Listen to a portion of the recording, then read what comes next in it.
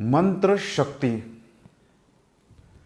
देखिए, मंत्र स्वयं चेतना में है। कई बार व्यक्ति सोचता है कि मंत्र जाप करने से क्या होगा, हम मंत्र जाप कर रहे हैं यहाँ बैठ के, वहाँ हमारी नौकरी कैसे लग जाएगी, हम मंत्र जाप कर रहे हैं तो उससे वो मंत्र का जो आराध्य है, मंत्र का जो देवता है, मंत्र से जो साध्य है, मंत्र का जो सिद्ध है, वो देवता कैसे प्रकट हो जाएगा। तो देखिए, आपको इसको समझने के लिए आपको सृजन का और उत्पत्ति का विज्ञान समझना पड़ेगा, सृजन का और परिस्थिति का विज्ञान समझना पड़ेगा। देखिए, जो भी संसार में जीव जगत है, चर अचर जगत है, वो सिर्फ किसी हद तक कुछ कर सकता है तो वो परिस्थितियों का निर्माण कर सकता है। ध्यान रखिए, आप एक बीज को एक भूमि पे डालते हैं तो आप उस बीज से अंकुर नहीं निकाल सकते हैं। आप उस बीज के लिए सारी अनुकूल परिस्थितियों का निर्माण कर सकते हैं कि भूमि गीली हो, खाद से पूरित हो, वो नरम मुलायम हो। उसमें बीज रोपित करने से बीज स्वतः ही प्रकृति की उस स्वच्छंद जो व्यवस्था है उसके द्वारा, सृजन की जो शक्ति है उसके द्वारा उस बीज में से अंकुर फूटता है।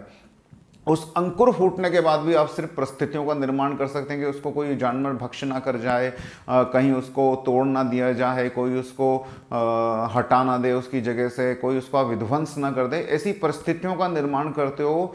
बाकी सृजन की जो शक्ति है वो खुद उस अंकुर से उस अंकुर को पौधा बनाती है और वो फिर धीरे धीरे उसको पेड़ बनाती है। यही किसी जीव की उत्पत्ति में होता है। किसी क्रिया विशेष के कारण सिर्फ वो परिस्थितियों का निर्माण होता है, सिर्फ उन स्थितियों का निर्माण होता है जिससे सृजन की शक्ति काम कर सके। आप सृजन नहीं कर सकते, सृजन की लिए व्यवस्थाएं बना सकते हैं, उन परिस्थितियों का निर्माण कर सकते हैं। इसलिए कई बार कई स्थितियों में आप कितनी ही परिस्थितियों का निर्माण कर ले, लेकिन अगर वहाँ पे सृजन काम नहीं कर रहा है, अगर वहाँ पे सृजन की शक्ति काम नहीं कर रही है, तो आपके सारे उपाय व्यर्थ हो जाते हैं, आपकी सारी परिस्थितियों का निर्माण व्यर्थ हो जाता है।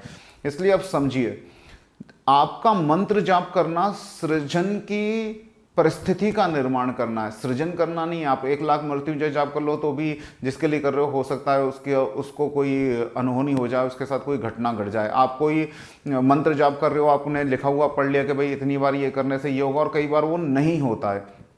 तो ध्यान रखिए, यहाँ पे आपकी क्रिया अलग है, यहाँ पे आपकी प्रक्रिया अलग है, यहाँ पे आप सिर्फ परिस्थिति का निर्माण कर रहे हैं, लेकिन अभी भी आपकी क्षमता से बाहर है, आपकी पहुंच से बाहर है। वो है सृजन की शक्ति, वही ईश्वरीय शक्ति है। आप समझ लीजिए, वही प्रकृति है या वही ईश्वर है, वो स्वतः ही कार्य करता है। आपको सिर्फ परिस्थिति का निर्माण करना है। इसी को साईं श्री कृष्ण भगवान ने गीता में बोला है कि आपको सिर्फ कर्म करना है, आपको फल की इच्छा नहीं करना है, क्योंकि कर्म आप सिर्फ परिस्थितियों का निर्माण करने का प्रयास कर सकते हैं, आप परिस्थितियों को बना सकते हैं। आप अपने कर्म बल द्वारा, अपने साधना बल द्वारा, वो किसी भी तरह की साधना, उसके द्वारा सिर्फ परिस्थितियों का निर्माण कर सकते हैं, लेकिन आप सृजन नहीं कर सकते किसी विशेष घटना का, आप सृजन नहीं कर सकते किसी उत्पत्ति का, आप सृजन नहीं कर सकते किसी नवीन का। तो जब आप मंत्र का जाप करते हैं, जब आप हृदयस्थ भावों से निरंतर निरंतर निरंतर किसी मंत्र का जाप करते हैं, तो वो मंत्र जाप आपकी परिस्थितियों का निर्माण करता है। वो मंत्र जाप ही आपकी परिस्थिति निर्माण है।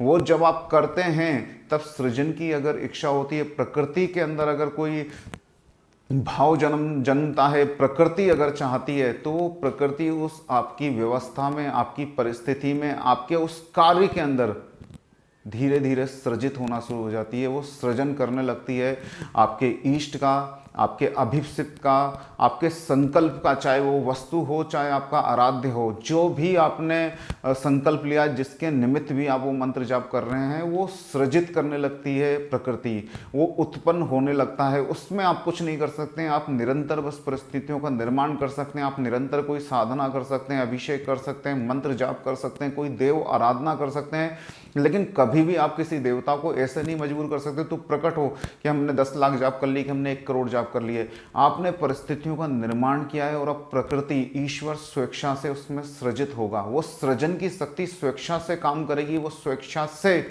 आपके जीवन में उतरेगी। इसलिए आप यहाँ बैठ के नौकरी के लिए मंत्र जाप करोगे और कहीं और आपकी नौकरी लग जाएगी। यहाँ पे आप सिर्फ सृजन के लिए व्यवस्था बनाओगे, सिर्फ परिस्थितियाँ बनाओगे, और वो सृजन अपनी शक्ति से कहीं पे भी कैसे भी करके आपके मन उपस्थित को सृजित कर देगा। तो यह उद्देश्य है मंत्र जाप का। आप निरंतर मंत्र जाप में लगे रहिए, आप साधनाओं में लगे रहिए, या किसी भी तरह का कर्म करते हैं आप सिर्फ जो चीज़ आप चाहते हैं, जो आपका लक्ष्य है, उसके लिए आप सिर्फ परिस्थितियों का निर्माण करते चलिए, आप उसके निमित्त कर्म करते चलिए, उस दिशा में आप बढ़ते चलिए। आप उस सृजन की शक्ति को बस ये एहसास दिलाइए कि हमारी तरफ से व्यवस्थाएं फुल हैं, हमारी तरफ से काम फुल है, बस अब उस अंकुर के फूटने की देर है, जो सिर्फ परम शक्ति, सृजन की शक्ति ही कर सकती है। तो निरंतर मंत्र जाप में रहिए, लगे रहिए, साधना लगे रहिए, मनोबल मत गिराइए, अपना कर्म करते रहिए, फल की इच्छा मत कीजिए, फल सृजन की शक्ति के हाथ में है। जय श्री कृष्ण।